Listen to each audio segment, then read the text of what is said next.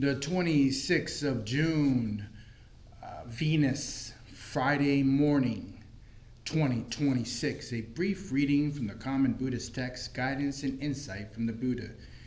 We're in chapter 9 from the perspective of the Mahayana tradition on wisdom. We previously left off on the treatise on the golden lion. In this treatise on the third Heian patriarch, Fa Zhang, from all the phenomena of the world are compared to the parts of a golden lion, all of which are made up of the same malleable gold, being forms of it. The gold of the simile represents the radiant Buddha nature characteristic. Here it is seen as an ever mutable substance that is empty of fixed form, but is the basis of all phenomena.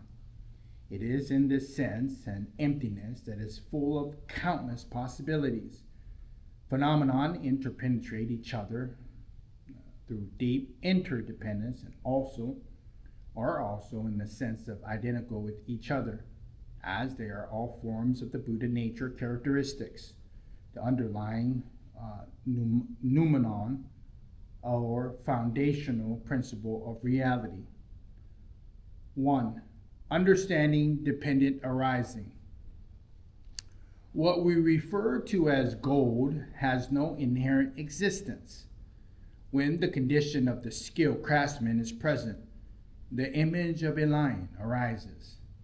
It only arises when this condition is present. Because of this, it is said to be dependently arisen. 2. Differentiating form and emptiness. What we refer as a lion has no characteristics.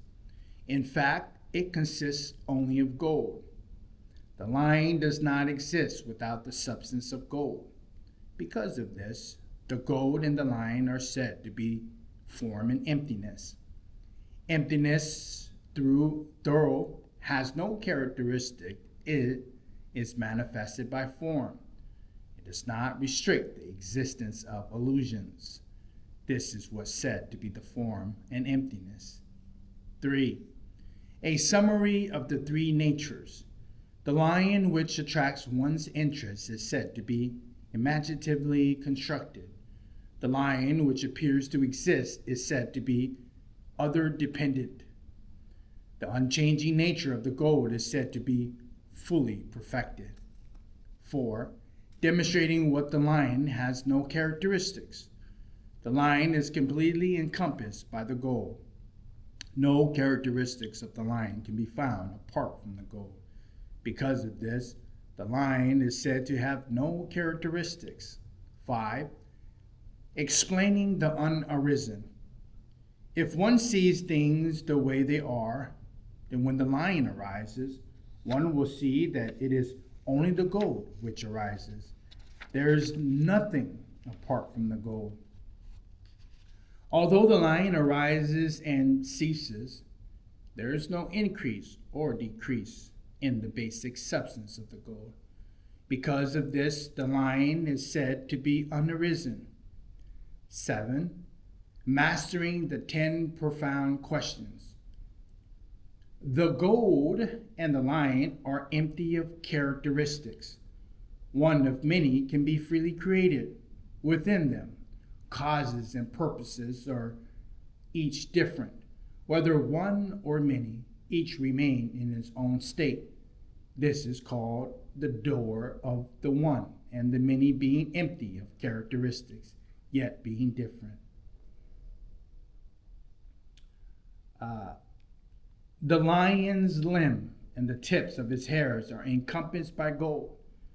They are pervaded by the lion's eyes. Its eyes are its ears. Its ears are its nose. The nose is its tongue. The tongue is its body. They are all freely created without obstruction or hindrance. This is called the door of the unobstructed nature of all phenomenon. The lion's eyes, ears, and other organs, as well as each of its hairs, are all have golden lions. The lions of each of its hairs simultaneously and instantly enter into a single hair. In each hair there are countless lions, and yet they all enter into a single hair.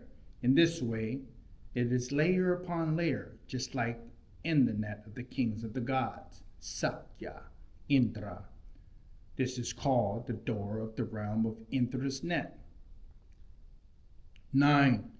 Attaining awakening. Awakening is both the path and awakening itself. When one sees the lion, one sees all conditioned phenomena. And even before they are destroyed, one sees that they are fundamentally calm. And 10. Entering nirvana. When one sees the lion and the goat, one sees that the characteristics of both are exhausted and that the defilements do not arise. Beauty and ugliness appear, but one's mind remains calm like an ocean. Conceptualization is exhausted, free from oppression. One is released from bondage, free from obstructions. One abandons forever the source of what is painful. This is what's called nirvana.